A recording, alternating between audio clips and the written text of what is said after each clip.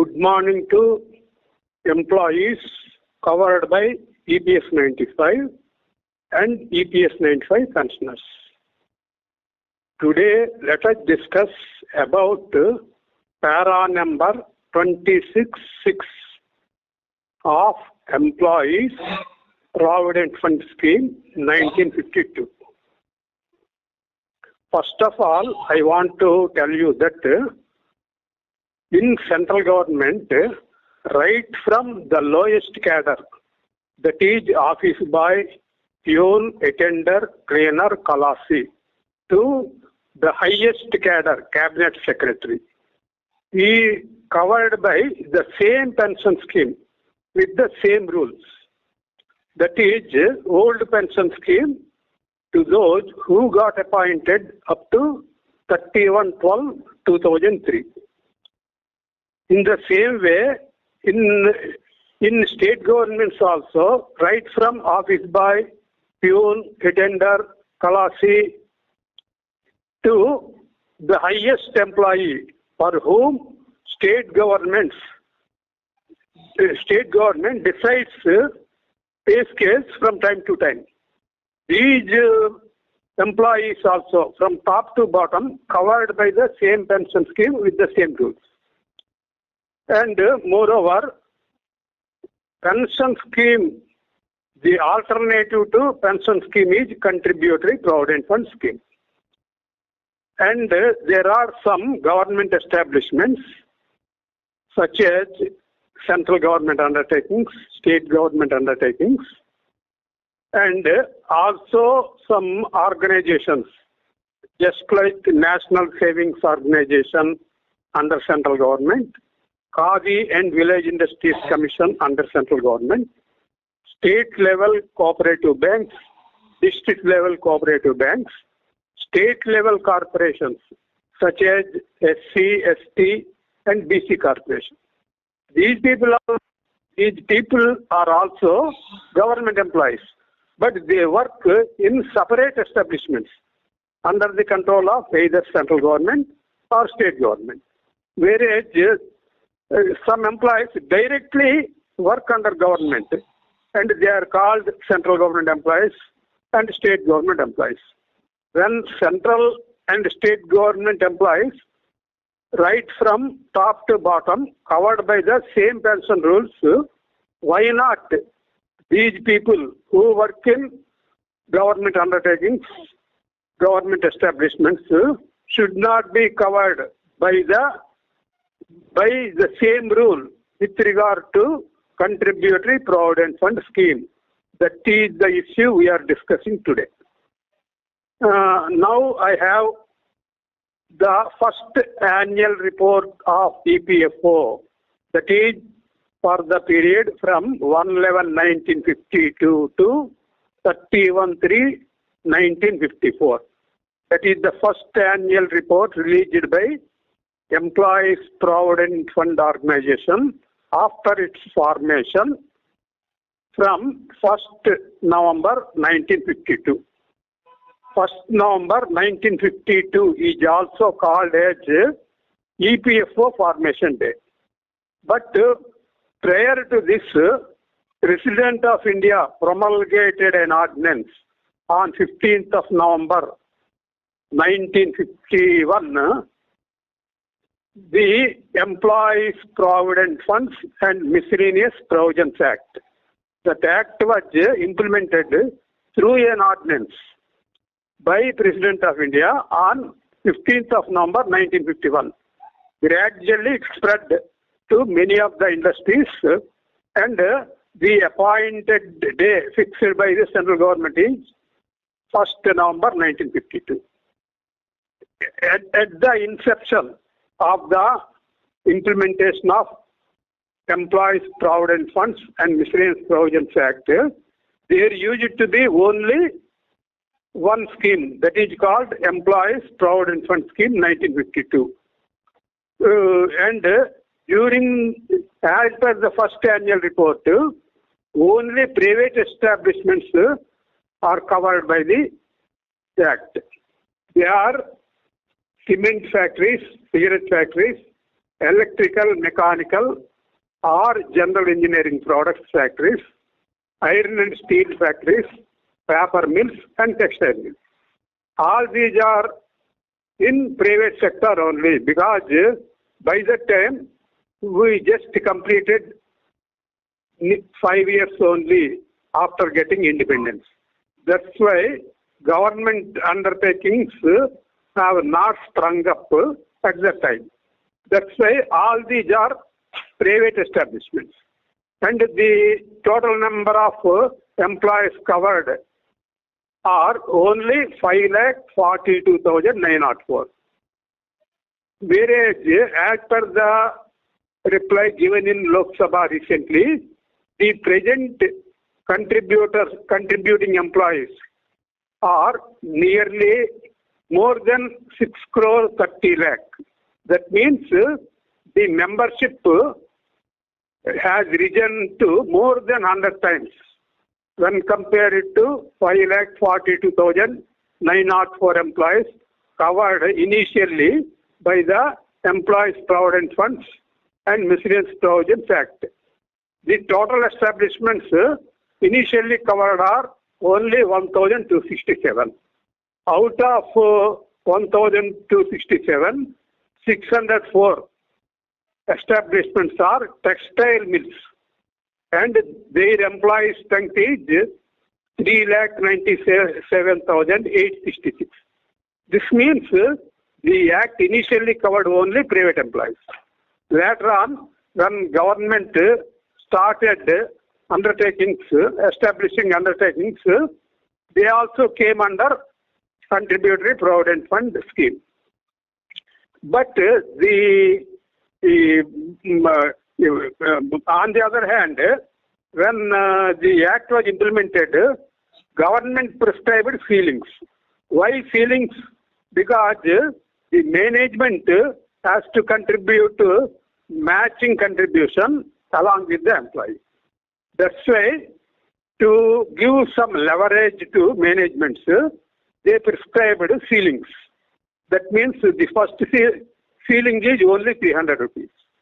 That means those who are drawing wages below 300 are called mandatory members, and those who are drawing above the ceiling are excluded members. Excluded members are optional members. Because the management has choice either to contribute up to ceiling or above the ceiling. That is the choice left to the management, especially private managements. But when it comes to government undertakings, generally there is no choice. Every government establishment or government undertaking must have to contribute on full wages, that is pay plus DA, of the employees. That's why when employees working in government undertakings or government establishments and who are covered by Contributory Provident Fund scheme are only counterparts to the employees directly working under central government, that is income tax department or some home department or some other departments. They are only counterparts to the employees working in central government undertakings or establishments. And the same analogy applies to state government employees also. Those working in state government undertakings are only counterparts to the employees working directly under state government. Then, when there is no division with regard to employees directly working under either central government or state government, like mandatory employees, optional employees, or excluded employees, why should there be division of mandatory employees and optional employees or excluded employees when it comes to government establishments covered by Contributory Provident Fund scheme? That is the question. Because of this division, recently EPFO implemented the judgment of R.C. Gupta, which was delivered on 4th October 2016. It was implemented through a circular issued on 23rd March 2017. And the benefit of the judgment was extended only to the employees of unexempted establishments. Unexempted establishments means those which are in private sector and also government establishments. What are the unexempted establishments under the government? Means as far as state is concerned, they are central cooperative, state level cooperative banks, district level cooperative banks, SC, ST, BC corporations. These are all under state government. Khadi and Village Industries Commission, National Savings Organization, these are all under central government. But in these also there is division, just like those who are drawing wages below the ceiling are called mandatory members, and those who are drawing salaries, that is wages K plus DA, above the ceiling are called excluded or optional members. As per para number 26.6 of Employees Provident Fund Scheme, if an employee as on the date of joining is drawing more than the ceiling wages, he has to apply along with employer, that is the management, under para number 26.6 in writing to the Assistant Provident Fund Commissioner, who in turn has to accept the option and communicate the same in writing to the management as well as to the employee. Here the option means management and employee should come forward to contribute above ceiling towards Provident Fund. That is the meaning of option. Both must come forward to contribute equally towards Provident Fund scheme. That is called option. This option has to be accepted by Provident Fund Commissioner in writing, and the written acceptance should be communicated to both the employee and management, that is employer. When Employees Provident Fund Scheme 1952 was implemented from 1/11/1952, it is the only scheme prevailing up to 28/2/1971. From 1/3/1971 onwards, Employees Family Pension Scheme 1971 was introduced. During this scheme, if the employee dies while in service, his nominee used to get pension. That is the objective behind this scheme. And the scheme continued up to 15th November 1995. And it was replaced by Employees Pension Scheme. When Employees Pension Scheme was implemented from 16/11/1995, the importance of ceilings came to light, because EPFO only initially accepted contributions under Employees Pension Scheme 1995 up to ceiling only. Later on, it allowed employees to contribute on full wages also. Then only we came to know about the importance of ceilings.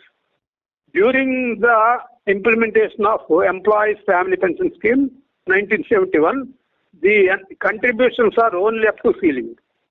There is no higher pension or lower pension like that, because the pension is payable to the nominee of the employee who dies while in service. That's why there was no higher contribution or lower contribution like that during the implementation of Employees Family Pension Scheme 1971. But after introduction of EPF 95, the importance of ceilings came to light.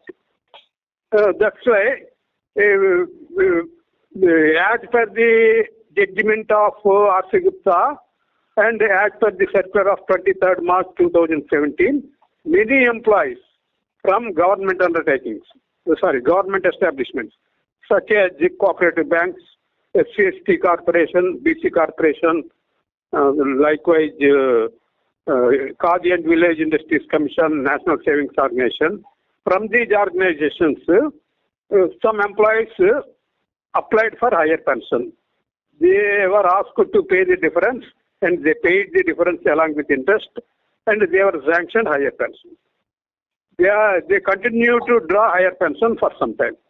Suddenly, EPFO is asked PF commissionerates spread over the country to verify whether these employees who are the beneficiaries of the judgment of R.C. Gupta submitted option under para number 26 or not. This verification is applicable to both the employees from private and public establishments. And when it is a question regarding public establishments, many employees working in state level cooperative banks, district level cooperative banks, SC, ST, BC corporations, Khadi and Village Industries Commission, and other central government establishments not submitted option under para number 26, because 99% of the employees don't know that they have to submit option under para number 26.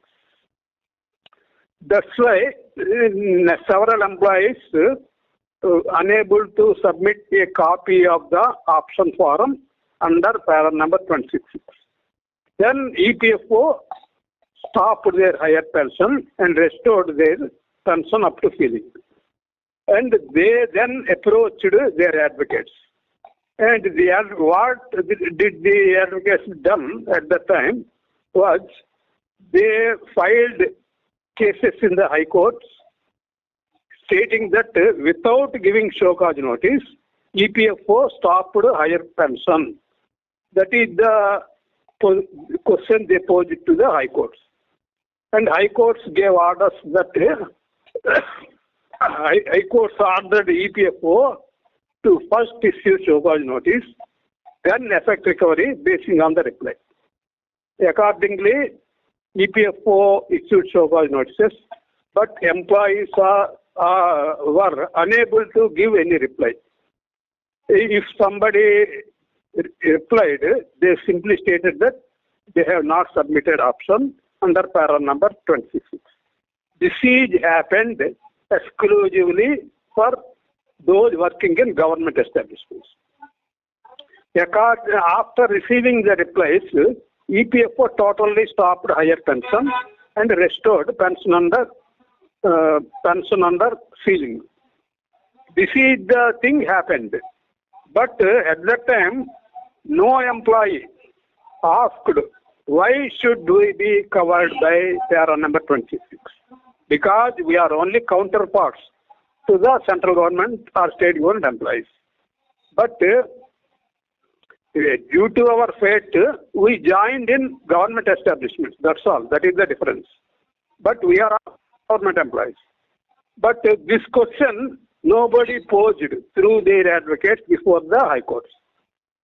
If they had posed this question before the high courts at that time, the outcome from the high courts should have been different. But what the advocates did is, without giving show cause notice, the higher pensions of these employees were stopped. That's why the high courts simply directed EPFO to give show cause notice, and basing on the replies, you take further action. That is the direction given by high courts. Moreover, when 99% employees not submitted option under para number 26, along with the employer, the EPFO officials also not verified the Provident Fund recovery statements.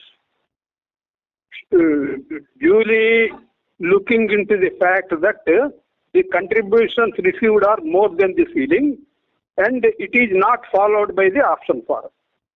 They have not verified in any case regarding whether the employee along with the employer submitted option under para number 26 or not. They simply go on posting the contributions which are received above the ceiling against employees, and even settled their accounts on the retirement of the employees, and gave and issued check also. This is going on for years together until and unless the implementation of R.C. Gupta judgment was happened. This is continuing. On the one hand, employee along with employer not submitted option under para number 266, and EPFO office also not carried to verify. The fault is on both sides, but the more fault is on PFO offices because they are the implementation authority of the EPF Act, whereas employer may not know. We can excuse because their day-to-day work is quite different from that of EPFO office. That's why we can excuse employee and employer. But the responsibility more lies on EPFO. Finding this, the EPFO issued a circular after the implementation of the judgment of R.C. Gupta that PF commissionerates should not insist whether the employee submitted option along with the employer under para number 266. They issued a circular because even though employee along with employer not submitted the option, EPFO offices, field offices simply ignored the fact and they are continue to accept the contributions above the ceiling till the retirement of the employee and settle the accounts and issued check also. That's why they have issued a circular not to bother about non-submission of option under para number 266. And within no time, they have cancelled the circular. And as a result of this, many employees who worked at the time in government establishments and covered by the contributory provident fund scheme and who were awarded higher pension as per the judgment of R.C. Gupta, and their pension, higher pension was stopped and their pension up to ceiling was restored. Why? Because nobody questioned why should we be covered by para number 266 when we are counterparts to government employees. That is the question. That is the question. Still, it is to be questioned to EPFO even today also, because 26 para should not be applied to the government establishments. It is only meant for private establishments because the employer's contribution is to be borne by the managements of the private establishments. But government and establishments, whether they are undertakings or establishments, the management should contribute on full wages of every employee towards the provident fund scheme. That's why it is absolutely, there is no necessity to impose the condition to submit option under para number 266. Now is the time. Even trade union leaders option at the central level or state level also not gave a serious thought to this aspect. And till today, nobody is bothered about para number 266 and especially why it should be implemented in case of those working in government establishments. This is the big question now before employees and pensioners covered by EPS 95, and we have to take this issue forward either to the Government of India or to EPFO, or even we have to knock on the doors of courts to resolve the issue. And everybody, I expect to think over this issue seriously and take further action. I expect them to take further action. Thank you.